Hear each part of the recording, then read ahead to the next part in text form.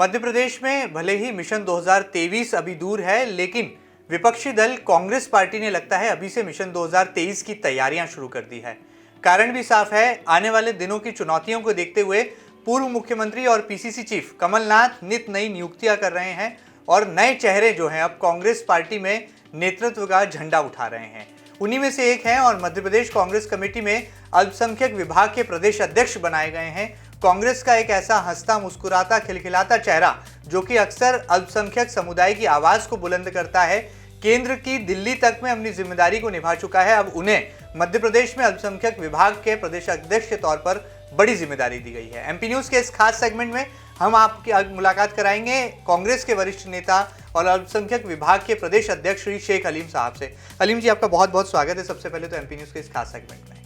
शेख अलीम जी का जो चेहरा है वो यूं तो इंदौर की राजनीति में जाना पहचाना है और आने वाले दिनों में कहा जा रहा है कि अब वो मध्य प्रदेश में 52 जिलों में घूम घूम कर अल्पसंख्यक समुदाय को एकजुट करेंगे, अल्पसंख्यक भाइयों को एकजुट करेंगे, संगठित करेंगे और कांग्रेस की विचारधारा, कांग्रेस की रीति नीति को जन जन तक पहुंचाने के लिए वो जल्द ही एक बड़े दौरे पर निकलने वाले हैं। उनकी नियुक्ति कहा जाता है कि पर्दे के पीछे से कांग्रेस के दिग्गज नेता दिग्विजय सिंह ने कराई है, तो वहीं एक बड़ा तबका है जो कि कहता है कि पूर्व मुख्यमंत्री कमलनाथ के भी चहेते वो शेख अलीम जी कहलाते हैं। शेख अलीम जी, क्या राज की बात है, आपको किस बात का इनाम जो है कांग्रेस पार्टी ने दिया है? एक बड़ी जिम्मेदारी आपके कंधों पर जो है कांग्रेस पार्टी ने सौंपी है, प्रदेश अध्यक्ष आप बनाए गए हैं, अल्पसंख्यक विभाग की जिम्मेदारी आपके पास है, किसको क्रेडिट आप देना चाहेंगे? सबसे पहले तो मैं क्रेडिट आदरणीय कमलनाथ जी को दूंगा, जो प्रदेश कांग्रेस के अध्यक्ष हैं, जिन्होंने मेरी मदद करी, मेरी अनुशंसा करी। और हमारे राष्ट्रीय अध्यक्ष आदरणीय इमरान प्रतापगढ़ी जी का मैं शुक्रिया अदा करूंगा कि उन्होंने मुझे इस लायक समझा कि प्रदेश की जवाबदारी दी। साथ में भोपाल के विधायक हमारे भाई आरिफ मसूद जी, जिनका मुझे बहुत विशेष सहयोग रहा। इसके अलावा इंदौर के दोनों विधायक मेरे मित्र विशाल पटेल और संजय शुक्ला इस पूरी लड़ाई में मेरे साथ बिल्कुल साथ रहे और इंदौर से दिल्ली तक मदद करी, जिसके कारण मेरी ताजपोशी हुई। चलिए, बड़ी बात है। ताजपोशी कैसे हुई, बहरहाल ये तो कांग्रेस का एक अंदरूनी मसला है, लेकिन कहा ही जा सकता है कि कांग्रेस में जब भी कोई नियुक्ति होती है तो आने वाले कल के निर्णय को देखते हुए, दृष्टिगत रखते हुए होती है। और शेख अलीम जी को ये बड़ी जिम्मेदारी जो मिली है, कहा जा रहा है कि मिशन 2023 की तैयारी में अब पार्टी जुट सी गई है। अलीम साहब, एक सवाल मेरे जहन में है। इमरान प्रताप जी का आपने नाम लिया, राष्ट्रीय अध्यक्ष हैं, वो अल्पसंख्यक विभाग का नेतृत्व करते हैं, एआईसीसी का एक बड़ा चेहरा है, एक ग्लैमरस चेहरा है, फायर ब्रांड नेता है। क्या उनके चेहरे को देखते हुए ही एमपी की जिम्मेदारी आपको दी गई है ताकि मध्य प्रदेश में भी आप उनके जैसी क्रांति और उनके जैसा फायर ब्रांड चेहरा बन सके? मध्य प्रदेश की जो जवाबदारी भाई इमरान प्रतापगढ़ी और कमलनाथ जी ने मुझे दी है, वो मेरे जो 27 साल के मेरे कार्यकाल था, मेरा पार्षद का कार्यकाल, मेरा यूथ कांग्रेस का कार्यकाल, मेरा एनएसयूआई का कार्यकाल, इसके अलावा प्रदेश कांग्रेस में 4 प्रदेश अध्यक्षों के साथ मैंने काम किया। मैंने अजमेर दरगाह कमेटी के चेयरमैन के रूप में सफलतापूर्वक काम करा, 2 बार मुझे चेयरमैन बनने का मौका मिला। इसको देखते भाई इमरान प्रतापगढ़ी जी और कमलनाथ जी ने मुझे बनाया। आज मध्य प्रदेश के जो हालात हो रहे हैं वो आप देख रहे हैं कि भारतीय जनता पार्टी की जो सरकार है, जो हमारी स्टेट में सरकार बैठी है, वो अल्पसंख्यक और बहुसंख्यक भाइयों के बीच में अगर छोटा सा भी कोई मामला होता है तो उसको नफरत का रूप देते हैं। छोटा सा कहीं कोई मामला हो जाता है तो जुल्म और ज्यादती के साथ ही अल्पसंख्यक वर्ग पर केस लगाए जाते हैं और साथ ही ऐसा काम किया जाता है कि अल्पसंख्यक और बहुसंख्यक वर्ग में दूरी बटे। ऐसी स्थिति को देखते हुए उन्होंने देखा कि भाई कोई ऐसा व्यक्ति हमें मिले जो अल्पसंख्यक और बहुसंख्यक लोगों के बीच में जाके काम करे, तो मैं उन्हें पसंद आया। और मेरा पहला कर्तव्य रहेगा कि जो भारतीय जनता पार्टी जो है वो अल्पसंख्यक और बहुसंख्यक लोगों में दूरी कर रही है, हम मिशन मोहब्बत चलाएंगे। और जो अल्पसंख्यक और बहुसंख्यक वर्ग के लोगों में आप देख रहे हैं कि आज पूरे देश में और हमारे प्रदेश में विशेष तौर मध्य प्रदेश एक मॉब लिंचिंग और इस टाइप के केसों का भरमार हो रही है, बड़ा ही एक अंबार हो गया इस टाइप के केसों का। तो हम यहाँ मिशन मोहब्बत चलाएंगे और अल्पसंख्यक और बहुसंख्यक वर्ग में नजदीकी लाएंगे। चलिए, बहुत बड़ी बात है। मिशन मोहब्बत का आगाज जो है अपनी कुर्सी संभालते ही शेख अलीम जी ने कर दिया था और अब वो बड़ा दावा भी कर रहे हैं कि जो चुनौतियां इन दिनों मध्य प्रदेश में दिखाई दे रही हैं, जिस तरह के मामले लगातार जो है मध्य प्रदेश में बढ़ रहे हैं, उसमें कहीं ना कहीं वो एक अपनी अहम भूमिका निभाएंगे और कांग्रेस पार्टी का झंडा जो है बुलंद करते आए हैं, बुलंद करते रहेंगे। अलीम साहब, जितना हम आपके बारे में जानते हैं, आप अधिवक्ता भी हैं, कांग्रेस के सीनियर नेता भी हैं, कई सालों से आप वार्ड के पार्षद भी हैं। इंदौर की नगर निगम की राजनीति की बात करें या स्थानीय सियासी गणित की बात करें, सब में आप फिट बैठते हैं। कई विधानसभा में जो है निर्णायक भूमिका में भी जो है आप देखे जाते हैं चुनाव के दरमियान। क्या माना जाए? अब बड़ी जिम्मेदारी अल्पसंख्यक विभाग की जब आपको मिली है, क्या प्राथमिकता होगी और पूरे प्रदेश भर के तमाम जिलों के आप दौरे करने वाले हैं और वहां के लिए क्या एक्शन प्लान आपके विभाग और आपकी पार्टी के पास है? 20 जनवरी के बाद हम पूरे मध्य प्रदेश के जो हमारे 52 जिले हैं उनमें सब में जाएंगे मध्य प्रदेश में, और जो हमारा विभाग है उसका हर बूथ, ब्लॉक, विधानसभा, लोकसभा स्तर पर उसका पुनर्गठन करेंगे। साथ ही वहाँ के जितने भी हमारे लीडर्स हैं उनसे चर्चा करेंगे। अल्पसंख्यक वर्ग को विशेष तौर पे देखा जा रहा है कि अल्पसंख्यक वर्ग की समस्याओं के लिए जो भी योजना आती है उसका इम्प्लीमेंट नहीं किया जाता है। जिला प्रशासन, पुलिस प्रशासन, हम देख रहे हैं कि अल्पसंख्यक वर्ग के लोगों के साथ भेदभाव और उन पे झूठे मुकदमे लगाए जा रहे हैं, सभी जगह जुल्म किया जा रहा है। उसके लिए भी हम एक लीगल टीम वकीलों की बनाएंगे पूरे प्रदेश में, और जो हर जिले वाइज टीम रहेगी, जो जहाँ भी कोई जुल्म ज्यादती होगी उसको जाकर देखेगी और उनके केस लड़ेगी और उनका निपटारा करेगी। साथ ही सबसे बड़ा काम हम जो करेंगे कि जो भारतीय जनता पार्टी का एक काम है अल्पसंख्यक और बहुसंख्यक में दूरी करना। हम अल्पसंख्यक वर्ग के काम करने के साथ साथ इस चीज का भी ध्यान देंगे कि कहीं अल्पसंख्यक और बहुसंख्यक में कोई दूरी ना बढ़े। उनमें मिशन मोहब्बत चलाएंगे और उनको एक करेंगे। इसके अलावा अल्पसंख्यक में सिर्फ हमारे लिए मुस्लिम नहीं आते हैं, बिल्कुल हमारे पास सिख भाई भी हैं, हमारे साथ जैन भाई भी हैं, हमारे साथ बौद्ध भाई भी हैं, हमारे साथ क्रिश्चियन भाई भी। उनकी भी जो समस्याएं हैं, उनके भी जो लीगल राइट्स हैं, उनको हम स्टेट गवर्नमेंट से दिलाने के लिए पूरी कोशिश करेंगे, पूरे उसके लिए कार्य करेंगे। और हमारी बॉडी में सिख भाइयों को, क्रिश्चियन भाइयों को, बौद्ध भाइयों को, उनको भी पूरा समुचित स्थान देंगे। साथ में महिलाओं को भी हम इन वर्ग की जो अच्छी महिला पढ़ी लिखी शिक्षित हैं उनको भी जोड़ेंगे, उनको भी साथ में लेंगे और एक बहुत ही अच्छा माहौल बनाएंगे जो 2023 में कांग्रेस पार्टी के लिए अल्पसंख्यक विभाग का बहुत अच्छा काम होगा। और 2023 में जब चुनाव होंगे तो अल्पसंख्यक वर्ग की टीम जो बहुसंख्यक भाइयों को साथ में लेके काम करेगी और हम कांग्रेस पार्टी की सरकार बनाएंगे और कमलनाथ जी को पुनः मुख्यमंत्री बनवाएंगे। चलिए, बहुत बड़ी बात है। कमलनाथ जी को मुख्यमंत्री दोबारा बनाने का एक सपना जो है अल्पसंख्यक विभाग के नेता और प्रदेश अध्यक्ष शेख अलीम जी देख रहे हैं। बहरहाल देखना बहुत लाजमी होगा कि आने वाले कल में जो तमाम सियासी चुनौतियां हैं उन्हें कैसे वो पार करते हैं। और जो मिशन मोहब्बत की वो बात कर रहे हैं, आखिर मोहब्बत शब्द में ही बहुत सारे जो है मायने छुपे होते हैं। अलीम साहब, मैं चाहूँगा कि जो हमारे दर्शक हैं एमपी न्यूज़ के, उनको आप थोड़ा साफ करें कि ये मिशन मोहब्बत होगा क्या, क्या कार्यक्रम इसके तहत किए जाएंगे।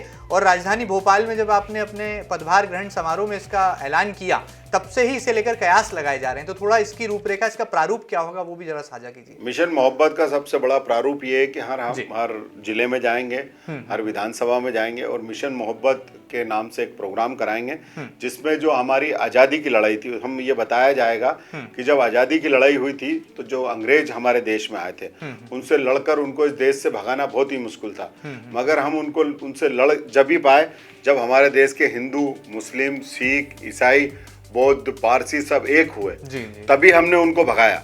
और उस दौरान जब हमारी लड़ाई चल रही थी तब ये भारतीय जनता पार्टी और जनसंघ के लोग कोई भी देश की आज़ादी की लड़ाई में नहीं थे। वो थे तो सिर्फ अंग्रेजों की मुखबरी करते थे और उनकी सेवा करते थे। ये चीज़ समझाई जाएगी और ये बताया जाएगा कि हिंदू, मुस्लिम, सिख, ईसाई एक दूसरे की जान की परवाह किए बगैर साथ में लड़ते थे और एक दूसरे की जान बचाते थे और साथ में जेल भी काटते थे, साथ में फांसी पे भी लटकते थे। ये मिशन मोहब्बत के नाम से उनमें जागृति की जाएगी और साथ में उनको ये भी समझाया जाएगा कि आज जिस अल्पसंख्यक वर्ग को भारतीय जनता पार्टी बदनाम करना चाह रही है उसका इस देश की आज़ादी में कितना योगदान था। कितने मुस्लिम, हिंदू, सिख, ईसाई और अपने ये लोग अल्पसंख्यक वर्ग के लोग क्रांतिकारी थे।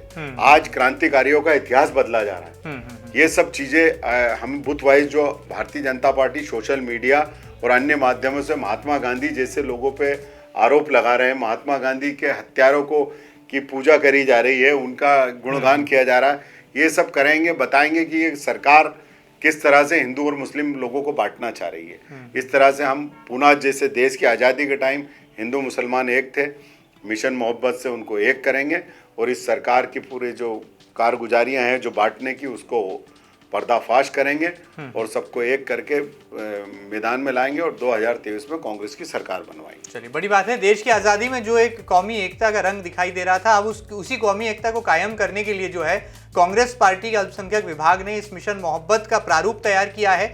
देखना बहुत दिलचस्प होगा कि कैसे इसमें जनता जुड़ पाती है, क्योंकि कांग्रेस के कार्यकर्ताओं के साथ साथ जनता की भागीदारी ही इस मिशन को जो है सक्सेसफुल बना सकती है। आगे बढ़ते हैं हलीम साहब, मेरे जहन में एक सवाल है कि आपके जो सियासी गॉडफादर हैं वो कांग्रेस के दिग्गज नेता और पूर्व मुख्यमंत्री दिग्विजय सिंह माने जाते हैं। कहा जाता है कि दिग्विजय सिंह के आप बड़े ही लाडले नेता हैं और वो जब भी इंदौर आते हैं तो शेख हलीम जी से ज़रूर जो है ग्राउंड रिपोर्ट पूछते हैं और उनके सुपुत्र जयवर्धन सिंह जी से भी आपकी करीबियाँ किसी से छुपी नहीं है। क्या ये माना जाए कि आपकी नियुक्ति में जो है दिग्विजय सिंह जी की भी भूमिका रही? और जिस तरह से दिग्विजय सिंह के बारे में कहा जाता है कि वो राजनीति के चाणक्य हैं, आने वाले कल के राजनीतिक समीकरणों को आज ही देख लेते हैं, तो इन तमाम मसलों को देखते हुए क्या उन्होंने आपको ये बड़ी जिम्मेदारी दिलवाई है, आप खुद स्वीकार करते हैं? जब मैंने प्रदेश अध्यक्ष अल्पसंख्यक विभाग का बनने का सोचा तो सबसे पहले मैं राजा साहब का नहीं गया जी। मैंने राजा साहब को बताया कि सब अल्पसंख्यक विभाग में नया राष्ट्रीय अध्यक्ष बना है और नया प्रदेश अध्यक्ष बनना है। तो राजा साहब ने बिल्कुल सहमति दी, बोले मैं कमलनाथ जी से इस मामले में चर्चा कर लूंगा, अलीम तुम जाके दिल्ली में इमरान प्रतापगढ़ी जी से मिलो। और राजा साहब ने मुझे पूरा ही मार्गदर्शन दिया और कमलनाथ जी से भी उन्होंने चर्चा करी, जिसके कारण कमलनाथ जी ने मेरी मदद करी और आज मैं प्रदेश कांग्रेस का अध्यक्ष बना। चलिए, बड़ी बात है। किसी भी राजनेता के जीवन में ये एक बहुत बड़ा पहलू होता है कि वो अपने सियासी गॉडफादर के साथ जो एक कहा जाए तालमेल होना चाहिए उसे जब साझा करता है, यानी कि दिल की बात जब जुबान पर आती है तो राजनीति की तस्वीर खुद ब खुद जो है खूबसूरत बन जाती है। और शेख हलीम जी के राजनीतिक करियर में भी कुछ ऐसा ही नजर आता है। यही वजह रही कि एक बार नहीं बल्कि दो बार वो अजमेर दरगाह कमेटी के अध्यक्ष बनाए गए और बड़ी जिम्मेदारी का निर्वहन जो है शेख हलीम जी खुद कर चुके हैं। शेख हलीम जी, हमने देखा कि यूँ तो बहुत सारे माइनॉरिटीज़ के परिवार हैं जो कि राजनीति में सक्रिय हैं, लेकिन जब जब हलीम साहब के परिवार की बात आती है तो लगता है कि पूरा परिवार ही आपने जनसेवा को समर्पित कर दिया। जिस तरह से आपकी धर्मपत्नी जो है वो खुद निगम में नेता प्रतिपक्ष रहीं, वार्ड की पार्षद भी हैं और अब आपके पास एक बड़ी प्रदेश की जिम्मेदारी आ गई, तो आगे क्या मकसद है? क्या इसी तरह से पूरा परिवार जो है जनसेवा में जो है सक्रिय नजर आएगा या फिर जो है अब ये भूमिका जो है आधी आधी हो जाएगी? मेरे फादर भी जो थे वो भी जनसेवा करते थे और कांग्रेस पार्टी के कार्यकर्ता थे। तो हमारी जिस्म में ही कांग्रेस पार्टी है और परिवार में जब मैं सियासत में आया तो आरक्षण हुआ तो महिला सीट हो गई। मैं मेरे क्षेत्र से बड़ी मोहब्बत करता था, तो लाजिम है कि आप पार्षद भी घर में ही रहे तो आप ठीक से काम कर पाओ। तो मेरी पत्नी भी उसी कारण सियासत में आ गई और उसने लगातार अच्छा काम करा। 2 बार पार्षद, 3 बार पार्षद बनी, उपनेता बनी, नेता प्रतिपक्ष रहते उसने बड़ा ही अच्छा कार्यकाल दिया, निगम में हर मुद्दों पे लड़ाई लड़ी और क्षेत्र में भी अच्छे विकास कराए। तो जब अगर पूरा परिवार भी आकर सियासत में एक साथ काम करे तो जनता का फायदा ही होता है। तो इसलिए मैं चाहूँगा कि आगे मेरे बेटा बेटी भी, अभी मेरी बेटी वर्तमान में यूपीएस देहरादून यूनिवर्सिटी में है, वो लॉ फैकल्टी की चेयरमैन बनी है, यानी कॉलेज की प्रेसिडेंट बनी है। तो वो भी इन चीज़ों की तरफ बड़ी तेजी से बढ़ रही है। बेटा भी दिल्ली कॉलेज में है 12th में, अभी वो आज़ाद नगर क्षेत्र के लोगों के काम देखने लग गया है। तो मुझे खुशी होती है कि परिवार के लोग भी अगर मेरे क्षेत्र का काम देखें या मेरे साथियों का काम देखें तो खुशी होती है। चलिए, बड़ी बात है, खुशी होती है। और सियासत कहा जाता है कि रगों में बहती है और जब सियासत की बात रगों से जुड़ जाती है तो जो तालीम में है वो सियासत जो है बड़ा एक रोल अदा करती है। और शायद यही वजह है कि पूरा हलीम परिवार जो है वो जनता की सेवा के लिए समर्पित है और अब अल्पसंख्यक भाइयों के लिए आवाज़ बनकर उभरेंगे यहाँ पर शेख हलीम जी। आगे बढ़ते हैं हलीम जी, हमने देखा कि आपकी पॉलिटिकल केमिस्ट्री हर नेताओं से बहुत अच्छी होती है। जैसा कि आपने कहा कि चूंकि आप इंदौर से आते हैं तो इंदौर के जो कांग्रेस के विधायक हैं उनका समर्थन हासिल करना भी एक बड़ी चुनौती होता है। आपने खुद कहा कि संजय शुक्ला जी, विशाल पटेल जी, इनका पूरा सहयोग और एक तरह से पूरा समर्थन जो है आपके नाम के साथ रहा। आपके बहुत पुराने मित्र हैं, सखा हैं, कांग्रेस के दिग्गज नेता हैं, पूर्व मंत्री रह चुके हैं जीतू पटवारी जी, उनका कितना योगदान रहा और जीतू पटवारी जी से इन दिनों आपकी पॉलिटिकल केमिस्ट्री कैसी चल रही है? जीतू पटवारी मेरे कॉलेज टाइम के दोस्त हैं, साथी हैं मेरे, और हमारा दोनों का बड़ा पारिवारिक संबंध है और हर चीज़ की केमिस्ट्री हम दोनों मिलकर बनाते हैं। तो जीतू भाई का पूरा सहयोग मुझे इस प्रदेश अध्यक्ष बनने में रहा। उन्होंने भी हर कदम हर पल मेरी मदद करी और हमारा बड़ा ही अच्छा रिश्ता है और आगे भी हम दोनों कांग्रेस पार्टी के लिए साथ में काम करते रहे। चलिए, ये याराना सलामत रहे और शेख हलीम जी, जीतू पटवारी जी की जो जोड़ी है वो राजनीति में और खासतौर पर कांग्रेस की राजनीति में ऐसे सक्रिय दिखाई दें, ऐसी उम्मीदें आने वाले कल में भी की जा सकती है। आगे बढ़ते हैं हलीम जी, क्या मानते हैं भारतीय जनता पार्टी की सरकार जो काम कर रही है उसे कितने आप नंबर देंगे? हालांकि विपक्षी दल के नेता हैं और अब तो प्रदेश अध्यक्ष हो गए अल्पसंख्यक विभाग के, तो ऐसे में नंबर तो पूछना आपसे ठीक नहीं, लेकिन फिर भी क्या आप मानते हैं जिस तरह से तख्ता पलट हुआ, आपकी ही पार्टी के जो विधायक थे वो आपकी पार्टी का दामन छोड़कर बीजेपी में चले गए, सत्ता की नई स्क्रिप्ट लिखी गई। आपको क्या लगता है, क्या हाथ आई सत्ता गंवाने के बाद अब कांग्रेस पार्टी ने कोई नया सबक लिया है क्या? भारतीय जनता पार्टी की ये जो सरकार है ये लोकतंत्र की सरकार नहीं है, ना ही जनता की सरकार है। ये सिर्फ पैसे के बल पर विधायकों को खरीद कर बनी हुई सरकार है। ये विश्वास मत वाली सरकार नहीं है, ना जनता के विश्वास के साथ है। एक धोखे से एक नेता ने जिसको कांग्रेस पार्टी ने संसद बनाया, जिसको मंत्री बनाया, जिसको खूब ऊंचाइयां दी, जिसके लोगों को टिकट दिए, उसने गलत तरीके से पार्टी और अपनी संस्था को धोखा दिया है। उस धोखे से बनी सरकार है। और आज हम देख रहे हैं कि जब ये सरकार बनी उस टाइम हमारे प्रदेश में कोरोना बड़ी तेजी से हो रहा था और हमारे कमलनाथ जी जब कोरोना का बोल रहे थे तो यही शिवराज जी मजाक उड़ा रहे थे कोरोना का विधानसभा में और सभी जगह पे। और उन्हें सिर्फ जो हमारे प्रदेश के स्वास्थ्य मंत्री थे वो भी वहाँ बेंगलोर में थे, जबकि उन्हें कोरोना के लिए यहाँ कार्य योजना और बनाना था।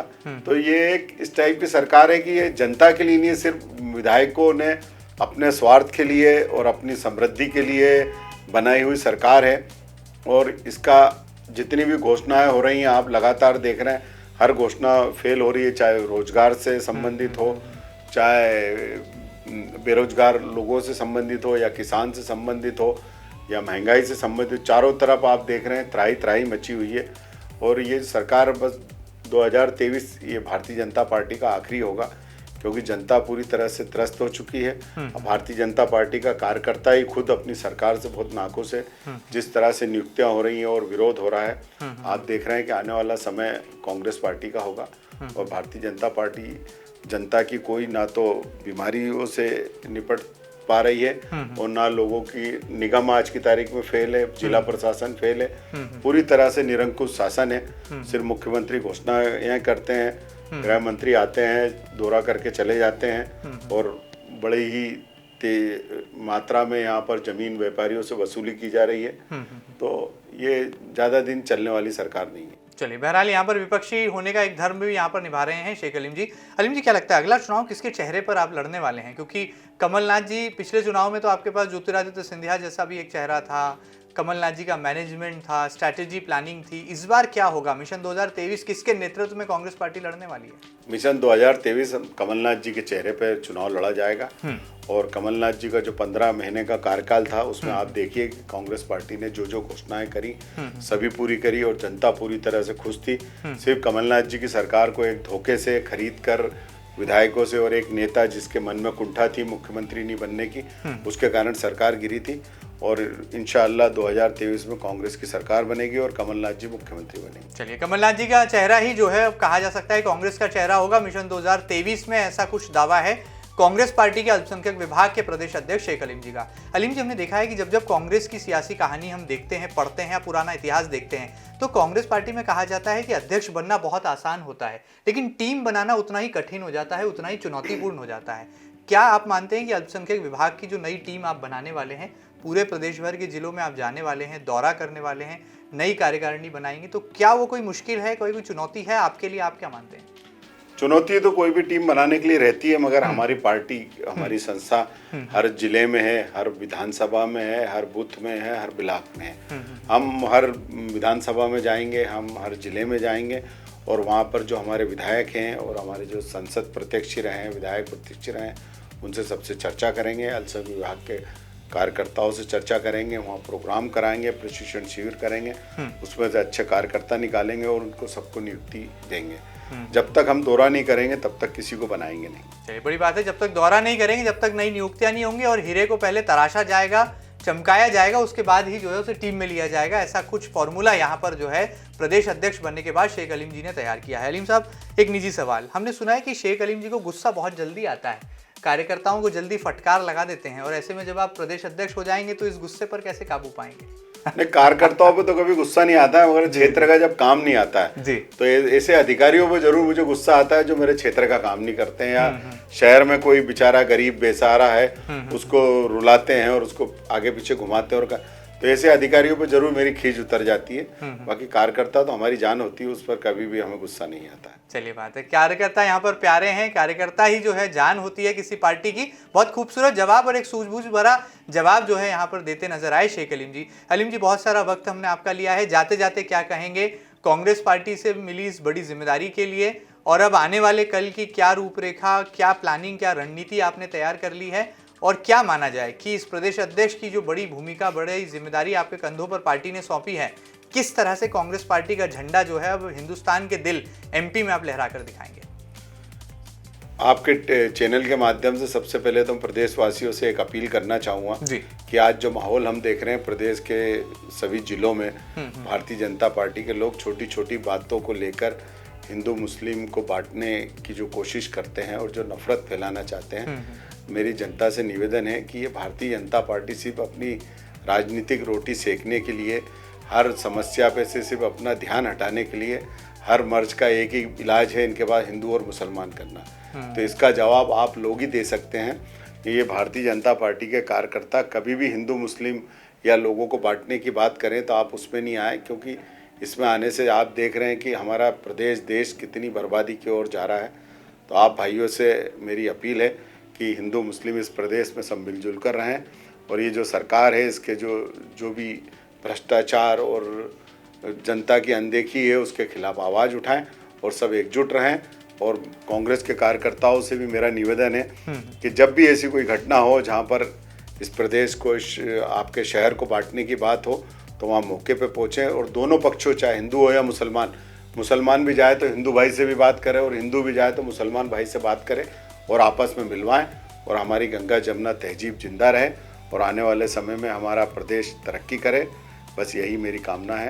धन्यवाद। हिंदुस्तान जिंदाबाद। चलिए, बड़ी बात है, मध्य प्रदेश कांग्रेस पार्टी में अल्पसंख्यक विभाग के प्रदेश अध्यक्ष हैं शेख अलीम जी। एक बड़ा गहरा संदेश यहाँ पर जो है देते नजर आए। सियासत से दूर उन्होंने कौमी एकता को जो है कायम रखने की बात यहाँ पर कही है। बड़ी बेबाकी के साथ अपने तमाम सवालों पर उन्होंने जवाब पेश किए हैं और ये भी कहने समझाने की कोशिश की है कि राजनीतिक रूप से कांग्रेस पार्टी की जो रणनीति है वो मिशन 2023 के लिए तैयार जरूर हो गई है, और आने वाले कल में वो अल्पसंख्यक विभाग के जरिए तमाम जो सियासी मुद्दे हैं उन्हें ना केवल वो उठाने वाले हैं, बल्कि हिंदू मुस्लिम हम सब हैं भाई भाई, ये नारा भी वो आने वाले दिनों में मिशन मोहब्बत के साथ इस पैगाम को जन जन तक पहुंचाने वाले हैं। एमपी न्यूज़ पर ये खास वार्तालाप आपको कैसी लगी हमें ज़रूर बताइएगा, और ताज़ा तरीन खबरों के लिए कहीं मत जाइएगा, लगातार बने रहिएगा आपके अपने न्यूज़ चैनल एमपी न्यूज़ के साथ। फिलहाल दीजिए इजाज़त, नमस्कार। एमपी की नब्ज, एमपी का हाल, मध्य प्रदेश की हर खबर एमपी न्यूज टीवी के साथ। लगातार खबरों के लिए सब्सक्राइब करें हमारा YouTube channel MP news TV. Latest updates के लिए बेल आइकन दबाना जरा भी न भूलें।